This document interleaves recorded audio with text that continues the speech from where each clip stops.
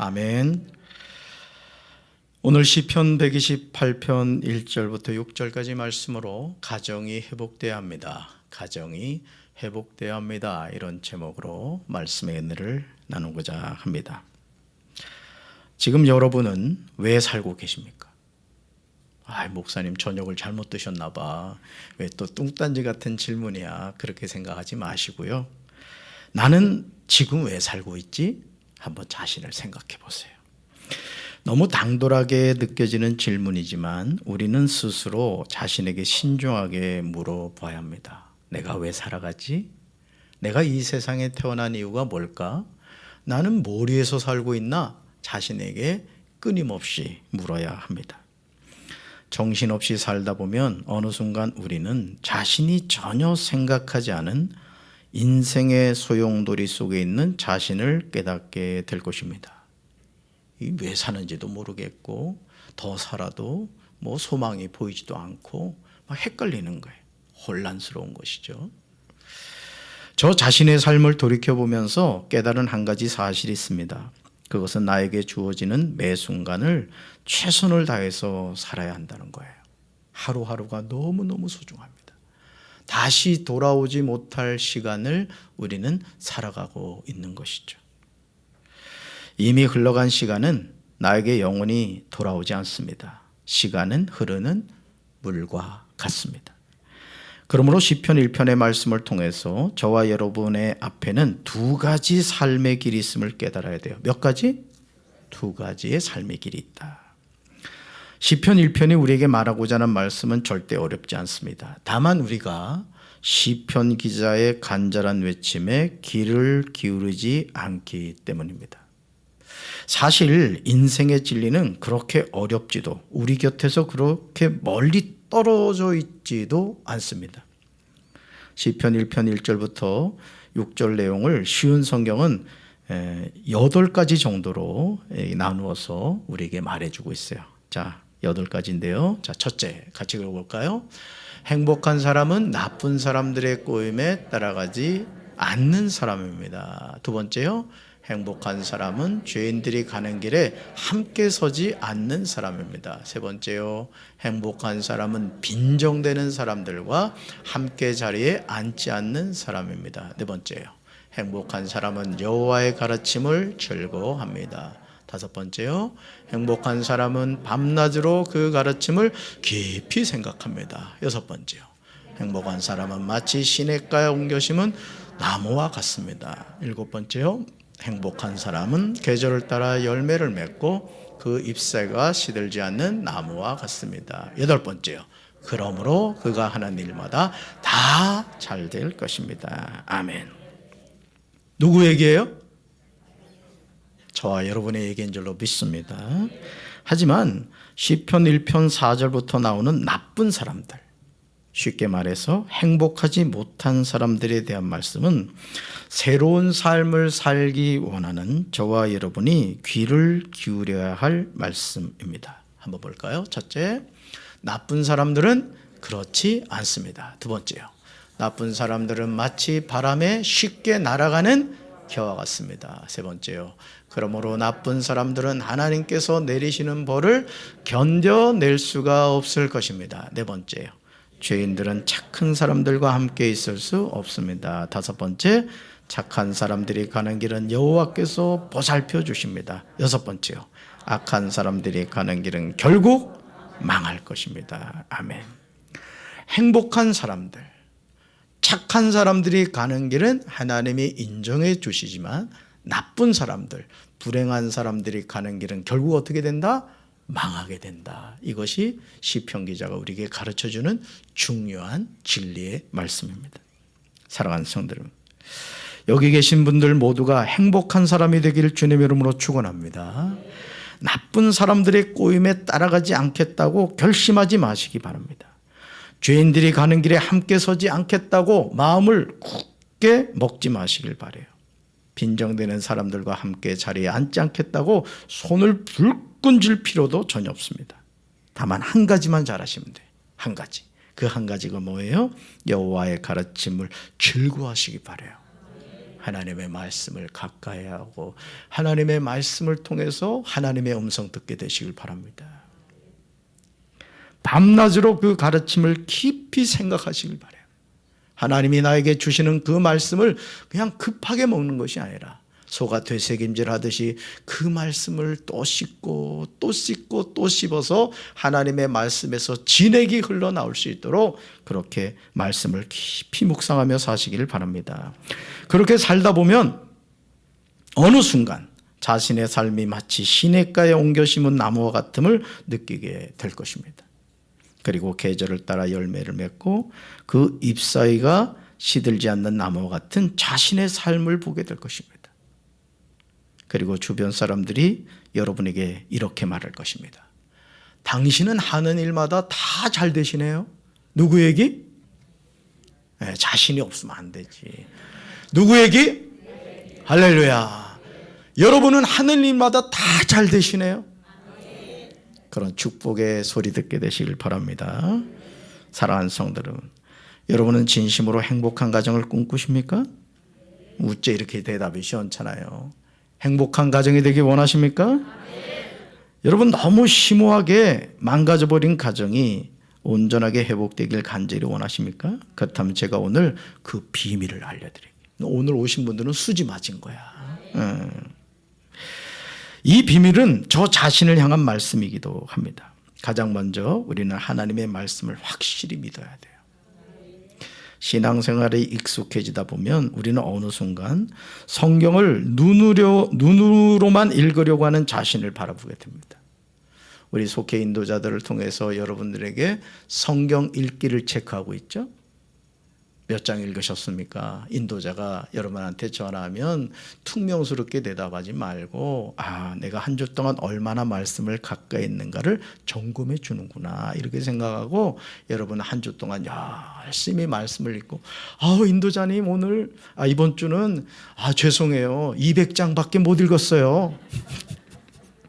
그럴 수 있게 되시기 바라요. 또 어떤 분들은 또 미리 앞서서 50장 읽었다고 하세요. 읽지도 않고 그런 분들이 있다는 정보를 제가 들었는데, 여러분 성경은 눈으로만 읽으면 안 됩니다. 하루에 수십 장을 억지로 읽었지만 내 가슴에 남는 성경 구절이 없어서는 안 돼요. 성경을 몇 장을 읽더라도 그 말씀이 내 영혼을 울려야 되고 그 말씀이 나의 심령 속에 심겨져야 돼요. 할렐루야. 생명의 말씀을 읽었는데 여전히 영적으로 배고프고 메마른 자신을 발견하면 안 됩니다. 여러분 영의 양식을 드실 때마다 배부르시기 바라요. 그 말씀을 통해 기쁨을 누리게 되시길 바랍니다. 왜 이런 말도 되지 않는 현상이 나타나느냐? 그 이유는 우리가 성경을 눈으로만 읽기 때문에 그래요. 성경은 눈으로만 읽는 것이 아닙니다. 신명기 6장 7절로 9절 말씀에서 말씀에 대해서 우리가 가져야 하는 바른 태도를 볼 수 있어요. 성경이 우리에게 제시하는 말씀을 우리가 어떻게 대해야 되는가, 이 내용이 나와요. 우리 같이 읽습니다. 여러분의 자녀들에게 부지런히 가르치십시오.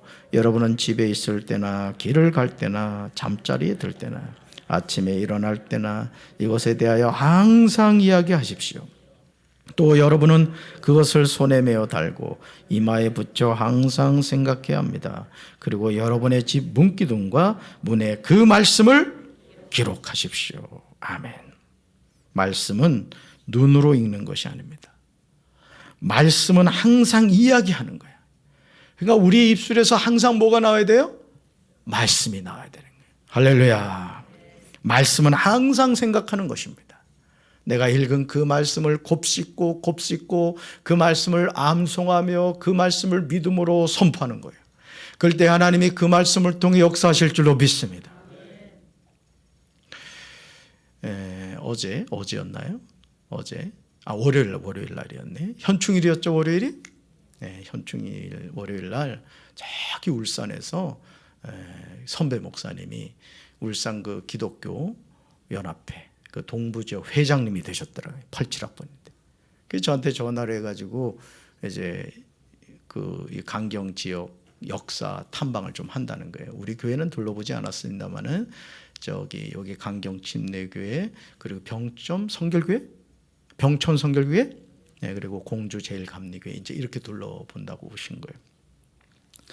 근데 그 목사님이 이제 어떤 얘기를 하다가 늦게 결혼을 했더라고요. 그 이제 애가 지금 초등학생인데 세상에 잠언을 다 암송한대요.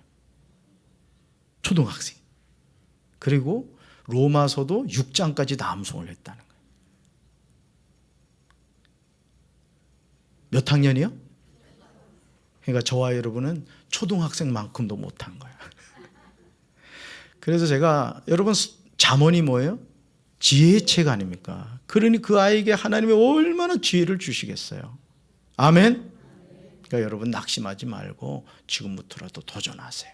그래서 하나님의 말씀이 여러분의 영혼 속에 새겨지게 되시길 바라고 그 말씀이 여러분의 입술을 통해 선포되게 되시길 바랍니다. 이야기하고 항상 생각하다 보면 어느 순간 그 말씀이 내 안에 녹아 영의 양식이 되어 있음을 깨닫게 될 것입니다. 아니 의식하지 못한 순간에 이미 풍성한 영의 양식을 공급받고 있음을 알게 될 것입니다. 이것이 하나님의 은혜죠.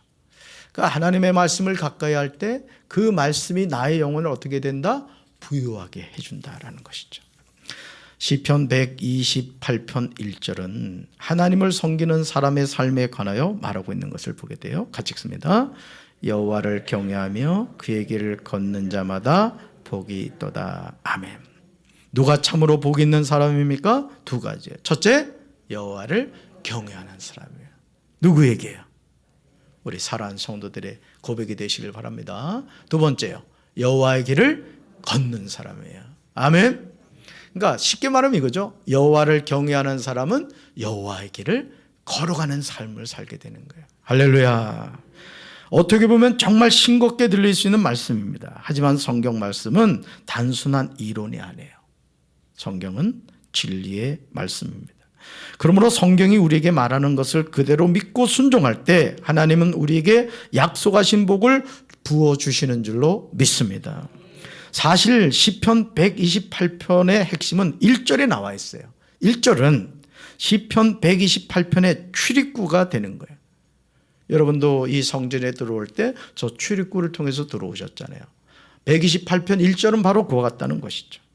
우리가 이 문을 통과해야만 하나님이 주시는 2절의 축복이 우리에게 주어집니다. 그리고 3절의 축복을 얻습니다. 4절에서는 1절을 다시금 재확인하고 있습니다. 그런 후에 5절과 6절에서 하나님의 약속된 축복을 언급하고 있습니다. 여러분 성경은 계속 우리에게 뭘 말해주느냐, 어떻게 하면 우리가 행복한 삶을 살아가는지, 우리가 어떻게 하면 복된 삶을 살아가는지, 우리가 어떻게 하면 하나님 주신 복을 누리면서 살아가는지를 정확하게 제시하고 있습니다. 사랑하는 성도 여러분, 왜 가정이 회복되어야 될까요?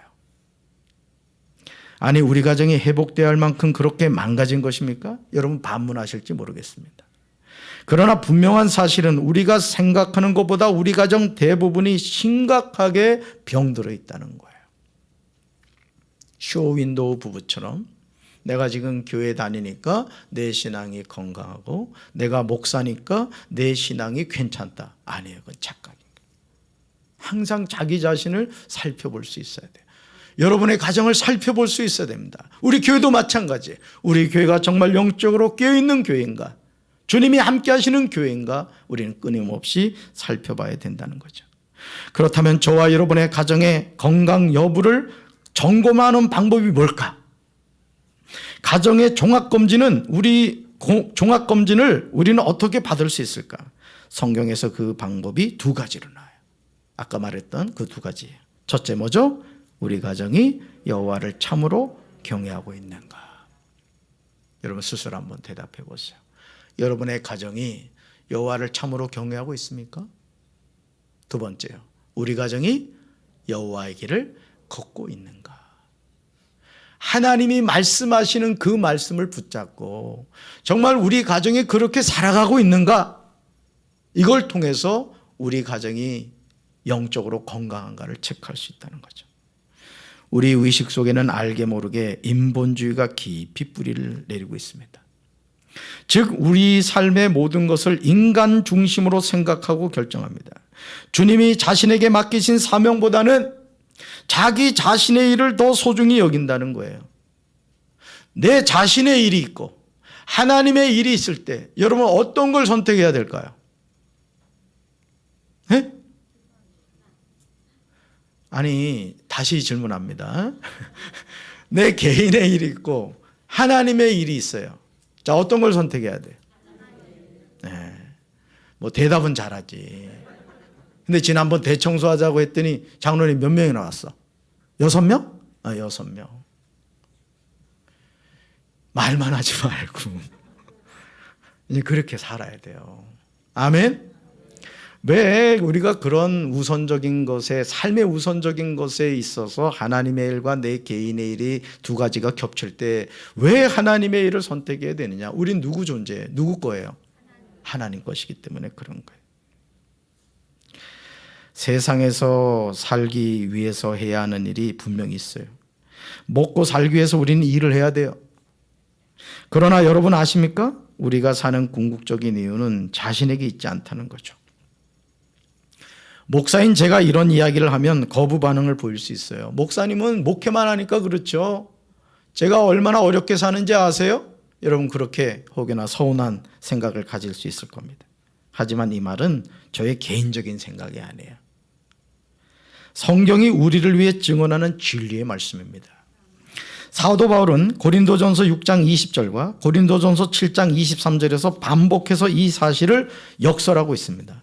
우리는 이 말씀을 통해서 오늘 주님이 내 삶에서 우리 가정을 통하여 참으로 원하시는 것이 무엇인지 깨달아야 돼요. 깨달을 때 순종하며 살아가게 되죠. 자, 말씀 볼까요? 같이 읽습니다.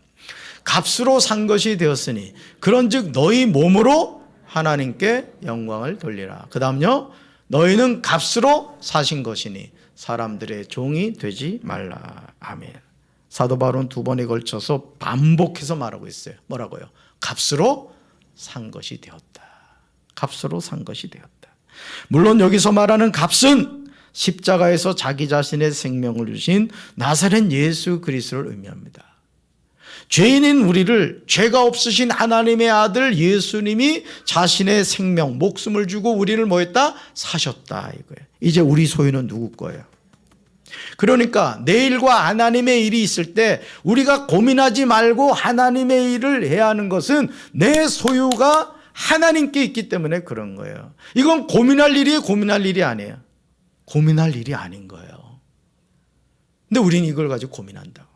그리고 대부분 하나님의 일은 뒤로 밀어놓고 내 일을 먼저 우선적으로 하려고 하죠. 하나님의 독생자이신 예수님은 자신의 생명을 주시고 죄인인 저와 여러분을 사셨어요. 여러분 이걸 분명히 아셔야 돼요. 내 인생의 주인이 누구냐 이거예요. 여러분의 인생의 주인이 누굽니까? 믿습니까? 정말이에요? 이게 분명해야 된다고 이게.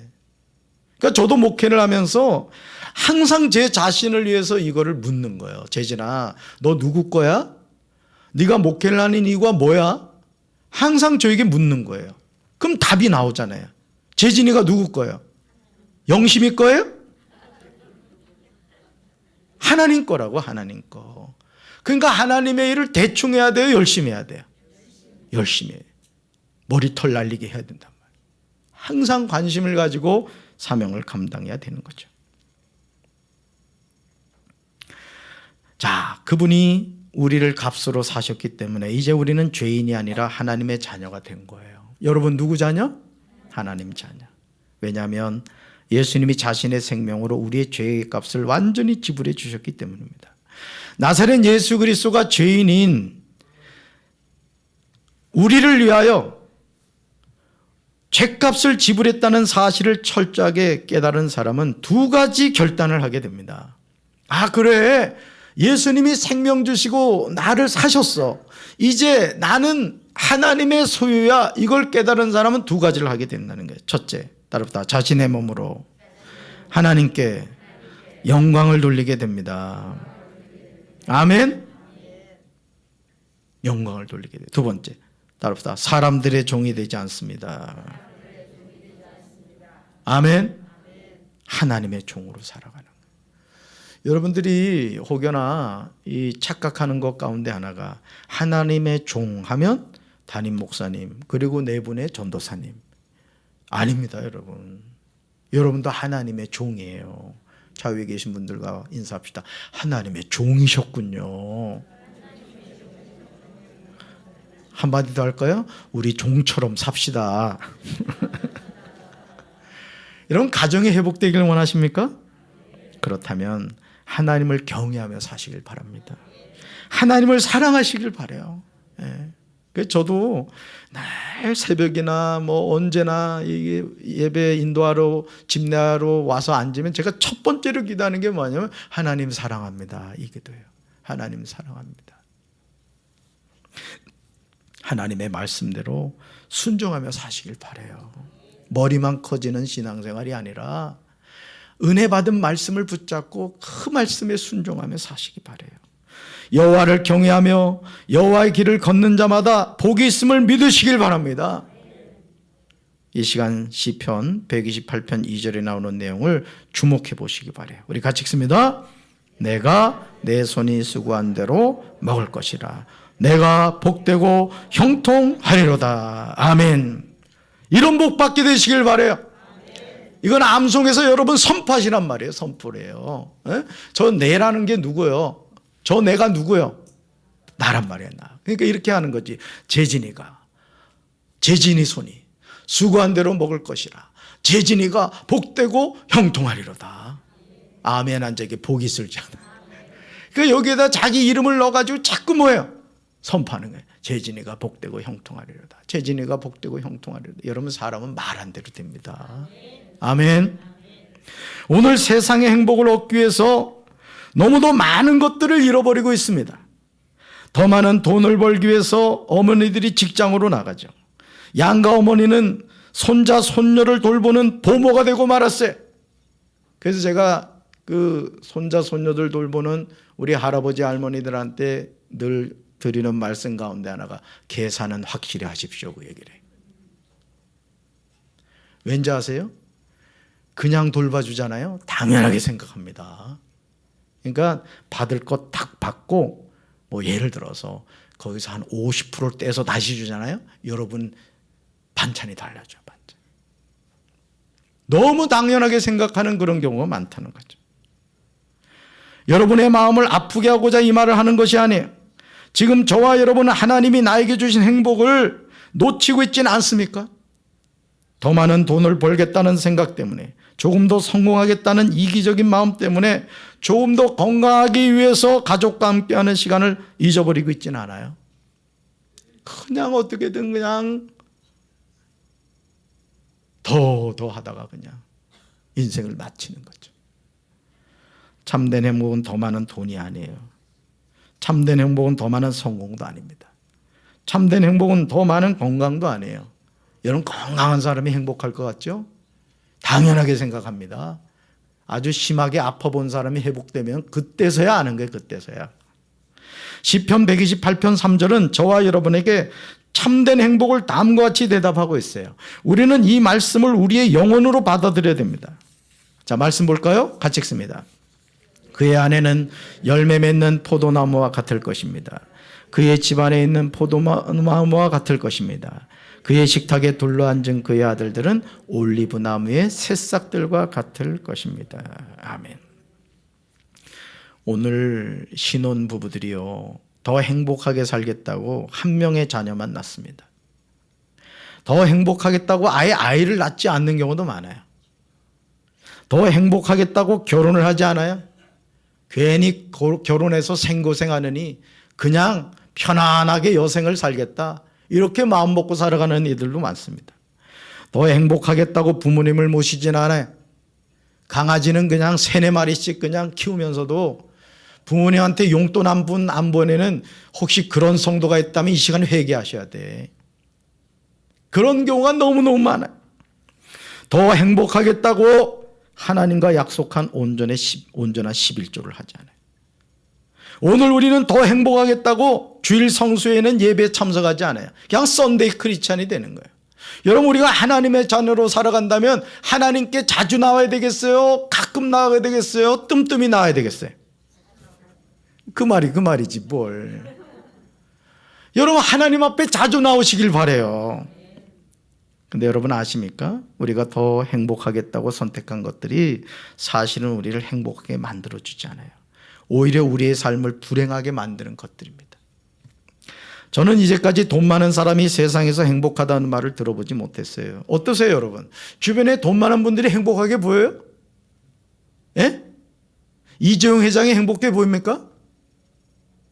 어떠세요? 주변에 돈 많은 분들이 행복해 보여요? 사실은 그 돈 가지고 쓰지를 못해요. 그냥 돈이 많다 이거밖에 없어. 그러다가 그냥 죽는 거야. 그냥 자식들만 행지하는 거지 뭐. 그러니까 여러분 우리가 이 세상에 이러면 행복할 것인데 라는 생각은 절대 인본주의적인 생각이에요. 아까 제가 서두에서 시편 1편 말씀을 여러분 8가지로 나눠서 읽어봤습니다마는 행복한 사람은 세상적인 기준으로 결정되는 것이 아니더라는 거예요. 이제까지 성공한 사람이 행복하다는 말도 들어보지 못했어요. 우리나라 그래도 가장 성공했다고 하면 누구예요? 우리나라에서 대통령 아닙니까? 대통령만큼 높은 사람이 있어요? 그런데 대통령 가운데 총 맞아 죽고 감옥 가서 지금 갇혀 있고 말이죠. 행복한 사람이 없잖아요. 그러니까 우리가 반면 교사로 삼아야 되는 거예요. 아, 세상에서 성공한다고 행복한 게 아니구나. 그걸 깨달아야 됩니다. 저는 이제까지요 예배드리지 않고 들로산으로 놀러 다닌 사람이 행복하다는 말도 들어보지 못했어요. 여러분 여기 그런 죄를 지은 분들이 있지, 그죠? 주일날 예배 안 드리고 말이죠. 그냥 들로산으로 내뺀 분들 있잖아. 얘기 안 하지만 얼굴에 써 있어. 주일 몇 번 빠졌음. 어때, 행복하셨어요? 돌아오느라고 그냥 차 막혀가지고 고생했잖아. 그죠? 지금 우리는 시편 128편 4절 말씀에 귀를 기울여야 돼요. 자, 다시 읽습니다. 여호와를 경외하는 자는 이같이 복을 얻으리로다. 아멘. 그러니 복을 얻기 원하는 사람은 어떤 삶을 살아야 된다? 여호와를 경외하는 삶을 살아야 된다는 거예요. 할렐루야. 그렇다면 어떤 복이죠? 그 내용이 5절과 6절에 나와요. 저는 여러분들이 이 복을 누리며 살게 되길 바랍니다. 자, 쉬운 성경으로 읽습니다. 여호와께서 시온에서 그에게 복 주시기 바랍니다. 평생토록 복 주시기를 바랍니다. 그가 예루살렘의 번영을 볼 것입니다. 그가 살아서 그의 자손들을 보기 바랍니다. 이스라엘에게 평화가 있기를 바랍니다. 아멘. 여호와께서 어디에서? 시온에서 그에게 뭐 주시길 바란다고요? 복 주시길 바랍니다. 평생토록 복 주시길 바랍니다. 저는 우리 사랑하는 성도들이 이 복 받게 되길 바라요. 영권의 복을 받을지어다. 인권의 복을 받을지어다. 물권의 복을 받을지어다. 누가 복 받는다고요? 여호와를 경외하는 사람이에요. 그러니까 우리나라의 복은 우리 성도들이 다 받으시길 바라요. 사랑하는 성도들, 지금 여러분이 세상에서 준다고 하는 행복을 얻기 위하여 희생하고 있는 것이 뭐죠? 여러분 스스로 겸손히 돌이켜 보시기 바라요. 특히 가정의 행복을 위하여 희생하고 있는 내용이 과연 무엇인가 점검해 보시기 바랍니다. 이렇게 된 이후에 우리 가정이 행복해질 거야. 내 인생이 이렇게만 되면 행복해질 거야. 제가 말씀드립니다. 절대 행복해지지 않습니다. 내가 꿈꾸는 무언가가 되었을 때 행복해진다고요? 아니에요. 행복은 하나님을 가까이 하는 것이 행복인 거예요. 아멘. 하나님이 그렇게 디자인을 해놓으셨어요. 디자인을. 그러니까 여러분, 이 행복이라는 것은 세상이 주는 게 아니에요. 누가 준다? 하나님이 주시는 거예요. 믿습니까? 세상에서 말하는 행복의 기준, 부귀영화가 진리가 아님을 깨닫게 되시길 바라요. 우리가 하나님의 자녀라면 결단하고 고백해야 돼요. 삶의 회복을 위해서, 또 가정의 회복을 위해서 우리는 2가지 영적인 보약을 먹어야 돼요. 몸이 허하신 분들 보약 드시죠? 영적인 2 보약을 오늘 제가 만들어 드리겠어요. 첫째, 같이 읽습니다. 여호와를 경외하며 사는 보약입니다. 얼른 삼키세요. 꿀꺽. 두 번째, 여호와의 길을 걸으며 사는 보약입니다. 또 꿀꺽. 아유, 배 나왔네 벌써. 이 보약을 드셔야 돼요. 아멘. 아무리 부인하려고 해도 우리가 부인할 수 없는 진리의 말씀이요, 갈라디아서 2장 20절에 나오죠. 저와 여러분의 흔들리고 있는 가정이, 세상의 미혹으로부터 무너진 가정이 온전히 회복되는 길은 이 말씀의 고백이 될 때 자연스럽게 이루어짐을 믿습니다. 우리 말씀 같이 읽습니다. 나는 그리스도와 함께 십자가에 못 박혔습니다.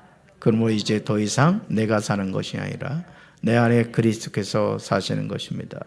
지금 내가 육체 안에 사는 것은 나를 사랑하셔서 나를 위해 자신의 몸을 내주신 하나님의 아들을 믿는 믿음으로 사는 것입니다. 아멘. 자, 앞으로 넘겨주실까요? 네, 한번 보여주세요. 다시. 그렇죠. 나는 누구와 함께? 어디서 못 박혔다? 믿습니까? 사실요, 가만히 돌이켜보세요. 오늘 많은 가정이 깨어지고 많은 가정이 불행한 이유가 무엇입니까? 저도 저희 어머니가 돌아가신 저희 아버지에 대한 이야기를 참 많이 했어요. 그래서 전 저희 아버지 엄청 미워했습니다. 엄마를 너무너무 고생시킨 거예요. 그래서 지금도 저희 어머니가 전설처럼 하는 얘기가 있어요. 지난번에 제가 얘기를 했더니 아니라고 정확하게 알려주시더라고요. 그게 뭐냐면, 옛날에 왜 군대를 늦게 갔잖아요, 그죠? 결혼하고 군대를 가신 거예요. 그래서 저희 어머니가 그 남의 소를 갖다 키운 거예요. 그럼 송아지를 줬다고, 그죠? 남의 소를 키워주잖아요. 그럼 송아지를 줬어. 그래가지고 3마리를 만들어 놨대. 대단한 여성이죠, 저희 어머니.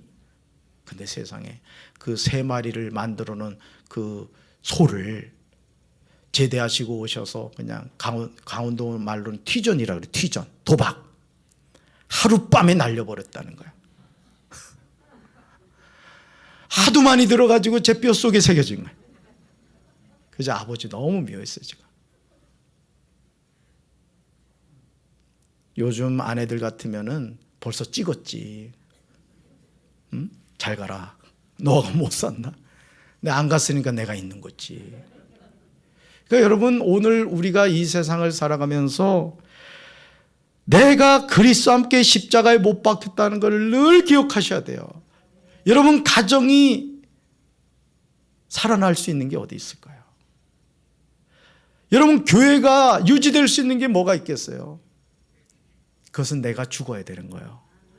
가정에서 아내가 죽어야 되고요, 남편이 죽어야 되는 거예요, 부모가 죽어야 되는 거예요. 교회에서도 마찬가지예요. 담임 목사가 죽어야 교회가 세워지는 거예요. 우리 중직들이 죽어야 우리 교회가 건강한 교회가 되는 거예요. 아멘이십니까? 누구만 사셔야 돼? 하나님만 사셔야 돼. 예수님만 사셔야 된다고요. 그래서 우리 교회에 영광 받으실 분은 오직 누구? 하나님밖에 없는 거예요. 할렐루야. 사랑하는 성도들, 절대로 잊지 마시기 바라요. 참된 행복은 저와 여러분이 쟁취하는 그 무엇이 아닙니다. 따라서 행복은 하나님이 우리에게 선물로 주십니다. 아멘. 돈 많다고 행복한 게 아니에요. 높아진다고 행복한 게 아니에요. 성공한다고 행복한 게 아니에요. 무병, 병 없이 건강하게 사는 게 행복한 게 아니에요. 내 몸이 연약하고 병들었다 할지라도 항상 하나님이 나와 함께 하시고 하나님을 내가 바라보며 살아가는 인생이라면 가장 복된 인생일 줄로 믿습니다. 여러분, 찬송가 그 작사 많이 한 화니 크로스비 보세요. 어린 시절 이 의사가 눈을 잘못 만져가지고 시력을 잃어버렸어요. 근데 그분의 찬양 가사를 봐요. 너무너무 주옥 같은 거예요. 왜 그래요? 육의 눈은 멀었지만 영의 눈이 열렸기 때문에. 오늘 우리 삶도 마찬가지입니다. 그러니까 여러분의 삶을 다시 바라보라고요. 뭐도 없고 뭐도 없고 뭐도 되는 일이 없고 뭐도 되는 일이 없고가 아니라 나는 죽었다. 내 안에 예수님이 사신다. 하나님은 나에게 복 주시길 원한다. 아멘. 가정의 회복과 행복에 목말라 있는 저와 여러분을 향하여 주님이 지금 말씀하세요. 신명기 33장 29절에서요. 하나님의 사람 모세는 우리에게 영적 비밀을 말하고 있어요. 이 말씀 읽으면서 말씀대로 여러분이 선포하시길 주님의 이름으로 축원합니다. 우리 같이 읽습니다. 행운이 열렸구나. 너 이스라엘아, 너 같은 행운아가 어디 또 있겠느냐. 너를 도와주시는 방패, 너의 영광스러운 칼, 야훼께서 도와주시는 백성아, 굽실거리는 원수의 등을 내가 말고 짓밟으리라. 아멘. 뭐가 열렸다고요? 행운이 열렸어요. 너 이스라엘, 너 같은 행운아가 어디 또 있겠느냐. 감사해, 감사하잖아요. 행복해, 행복하잖아요. 우리 대답이 시원찮아. 우리는 행운한 줄로 믿습니다. 우리는 행복한 사람인 줄로 믿습니다. 왜? 나는 죽고 내 안에 누가 계시니까? 예수님 계시니까, 하나님 계시니까. 우리는 이미요 하나님 나라 천국에 예약이 다 돼 있다고. 몇 호예요? 몇 호? 나 301호인데. 여러분, 이 말씀을 믿으시고 세상 것 때문에 흔들리지 마시고 불행하다 생각하지 마시고 하나님 주신 상급 바라보면서 행복하게 몇 살까지? 100살까지. 어떻게? 건강하게. 내 100살 되면 장례해 줄 테니까 승리하시는 우리 성도들 되기를 주님의 이름으로 축원합니다. 가슴에 손을 얹겠습니다. 행운이 열렸구나. 너 이스라엘아, 너 같은 행운아가 어디 또 있겠느냐. 너를 도와주시는 방패, 너의 영광스러운 칼, 야훼께서 도와주시는 백성아, 굽실거리는 원수의 등을 내가 말고 짓밟으리라. 주님, 그렇습니다. 행복의 문이 열렸습니다. 우리는 행복한 사람입니다. 세상 것 때문에 불행하다고 속지 않게 도와주시고 여호와를 경외하며 그 길을 걷는 자마다 복이 있다고 주님이 말씀하여 주셨사오매 우리가 하나님의 말씀을 붙잡고 날마다 하나님과 동행하며 믿음으로 승리하는 삶을 살게 도와 주시옵소서. 행운의 문, 행복의 문이 열린 줄로 믿습니다. 축복해 주시옵소서. 이제는 우리 주 예수 그리스도의 크신 은혜와 하나님 아버지의 한없는 사랑과 성령님의 교통하심이 행복의 문이 열려 하나님과 동행하며 살기 원하는 사랑하는 주의 백성들 위해 이제부터 영원토록 함께 하시기를 간절히 축원하옵나이다. 아멘.